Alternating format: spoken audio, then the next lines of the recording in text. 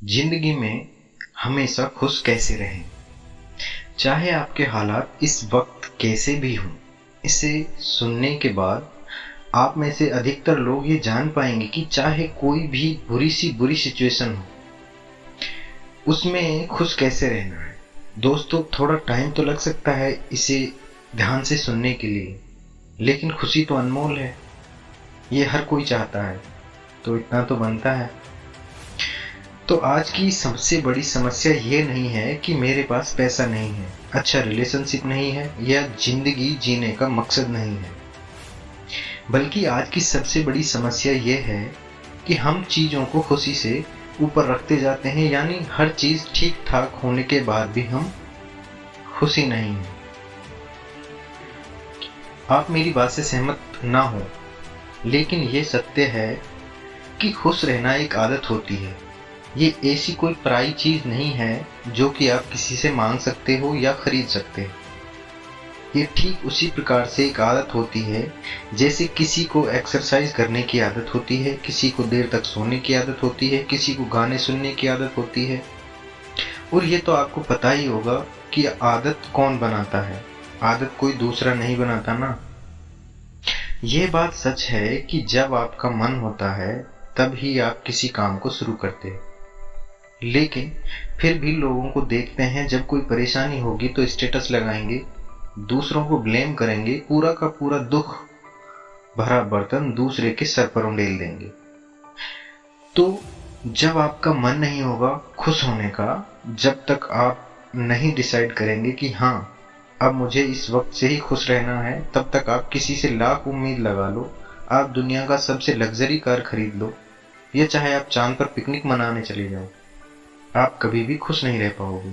और मजे की बात तो देखो, आप तब भी किसी और को ब्लेम करते रहोगे कि तेरी वजह से मैं खुश नहीं हूँ, मेरी जॉब चली गई इसलिए मैं खुश नहीं हूँ, या मैं एग्जाम में फेल हो गया इसलिए मैं खुशी नहीं हूँ। देखो भाई, ये सब जो रीजंस है ना आपकी दुखी आत्मा होने का, वो सब के सब एक्सटर्नल हैं, यानी बाहर के हैं। और एक्सटर्नल चीजों को आप किस वे में एक्सेप्ट करना है, ये आप पे डिपेंड करता है। ये आप पे डिपेंड करता है कि जिंदगी में या एग्जाम में, रिलेशनशिप में, सभी में फेल होने के बाद हमेशा रोते रहना है या उस सिचुएशन को एक्सेप्ट करके स्माइल करके जिंदगी में आगे बढ़ना है। क्योंकि आप हो, आपकी जो थॉट्स हैं, आपकी फीलिंग्स हैं, वो आप में है। उसी तरह हर व्यक्ति अपने आप में एक यूनिक पर्सनालिटी होता है। तो आप किसी दूसरे की थॉट्स या पर्सनालिटी को चाहकर भी अपने अंदर नहीं ले सकते। तो दूसरे पर्सनालिटी या हालात भी बदलकर आपकी तरह नहीं हो सकते। आज हम कुछ पॉइंट्स पर बात करेंगे, तो शायद हो सकता है वो आपको एक खुशी संसार देने में कुछ हेल्प करें। सबसे पहले पॉइंट पे बात करते हैं स्वीकार करना। अब यहाँ से एक बात निकल कर आती है एक्सेप्टेंस, यानी आपको समझना है कि जैसे कि मैं इस पूरी दुनिया में यूनिक हूँ, उसी तरह से दुनिया में हर चीज, हर वक्त और हर शख्स की कैपेबिलिटी यूनिक है। तो आपने इस तरह से एक्सेप्ट कर लिया कि मैं यूनिक हूँ, मैं अपने आप को किसी से कंपेयर नहीं करूँगा, ना किसी से मुझे कोई जलन है। और जब आप अपने आप को किसी और से कंपेयर नहीं करोगे और अपने आप को यूनिक समझोगे, तब आप अपने आप को हर्ट करना बंद कर दोगे और आपका एग्जिस्टेंस इस दुनिया के सामने निकल कर आएगा। अब आप समझ गए होंगे कि यानी मैं एक्सेप्ट कर रहा हूँ, हाँ आज से मुझे खुश रहना है। फिर आपने एक्सेप्ट किया कि मैं यूनिक हूँ और किसी और को मेरे साथ कंपेयर नहीं कर सकता, और तब आपको समझ आएगा कि मेरा भी कुछ एक्सिस्टेंस है और सेल्फ रेस्पेक्ट है। उसके बाद बात आती है कि जब मैं दुनिया में सबसे यूनिक हूँ तो मेरी प्रॉब्लम्स, मेरी जिंदगी की अचीवमेंट दूसरों के जैसे सेम नहीं हो सकती। यानी कि हर इंसान की अलग अलग प्रॉब्लम्स हैं। यार, साइंस में भी फॉर्मूलों की लिमिटेशंस होती हैं, कुछ कंडीशंस होती हैं जहां पर जाकर वो फॉर्मूला भी फेल हो जाता है। तो जिंदगी में न जाने कितने इक्वेशंस हैं, प्रॉब्लम्स आना बिल्कुल वैलिड है, बिल्कुल बेसिक है। दूसरे पॉइंट्स पे हम बात करते हैं, वो समय किसी के लिए नहीं रुकता और कभी नहीं रुकता।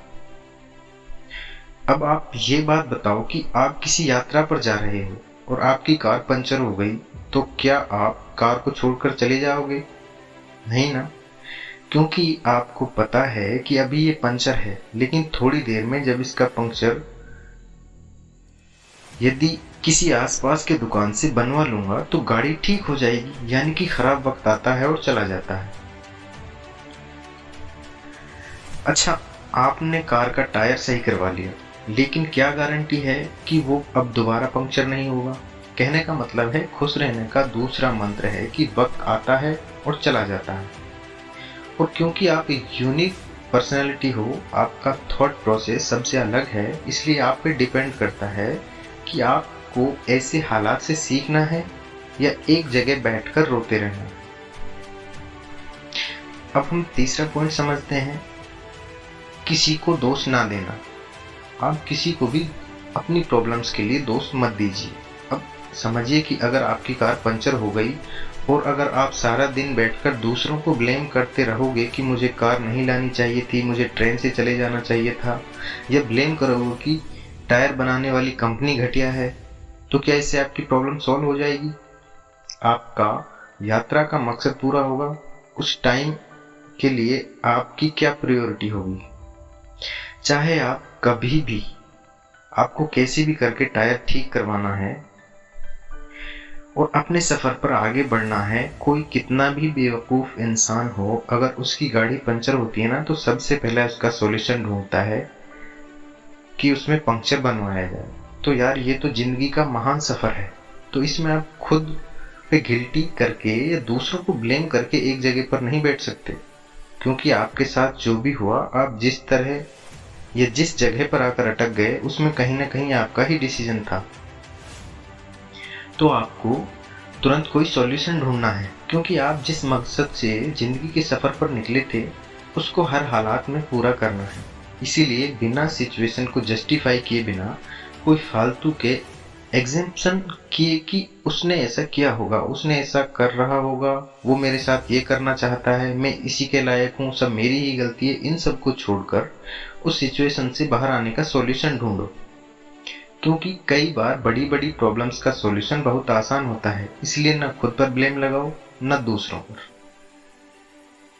अब हम बात करते हैं चौथे पॉइंट की, कि जो इंसान जानते हैं हुए भी नहीं करना चाहता है, वो एक बदलाव, अपने आप को बदलो। जब आप दुखी रहते हो, आपको एक ठोस कदम उठाना है बदलाव के लिए। अगर आपको पता है कि कोई चीज मुझे खुशी कम देती है और दुख ज्यादा दे रही है, तो फिर उस चीज पर अटके रहना ठीक नहीं है, मूर्खता है। जितना जल्दी हो अपने एग्जिस्टेंस को पहचान कर उस सिचुएशन को एक्सेप्ट करके बदलाव की तरफ बढ़ना है। चाहे वो बदलाव आपके स्लीपिंग टाइम में हो, चाहे एक्सरसाइजिंग के टाइम में हो, चाहे अपनी लाइफ स्टाइल में चेंज करने में हो, या फिर अपनी जिंदगी में गोल्स को अचीव करने में हो, कुछ भी हो। गोल्स को कैसे अचीव करना है, कैसे मेहनत करनी है, इसके लिए आप मोटिवेशन के वीडियोस को ध्यान से देखा कीजिए। अब हम बात करते हैं मुस्कुराहट, पांचवा और सिंपल सा पॉइंट। किसी किसी के चेहरे पर देखो तो ऐसा लगता है कि सारा ब्रह्मांड इसी के ऊपर पड़ा हुआ है, एकदम सीरियस। दोस्तों, एक इंसान के स्माइल में बहुत ताकत होती है। पूरी दुनिया का बोझ लेकर और दुखी रहने से अच्छा है कि जस्ट स्माइल। क्योंकि आप स्माइल करोगे तो आप खुश दिखोगे, और जब आप खुश दिखने की कोशिश करोगे तो आपको खुश रहने की आदत पड़ेगी। हर हालात में मुस्कुराने की आदत पड़ जाएगी। और जैसे कि हमने शुरू में ही कहा था कि खुश रहना ठीक उसी तरह से एक आदत है जैसे कि सोना, एक्सरसाइज करना या घूमना फिरना। तो चलिए, हमने इन पॉइंट्स पर बात की, एक बार दोबारा से रिवाइज कर देता हूँ कि किन 5 मिनिमम पॉइंट्स से हम अपने डेली के रूटीन में लाकर खुश रहने की शुरुआत कर सकते हैं। पहला, एक्सेप्टेंस।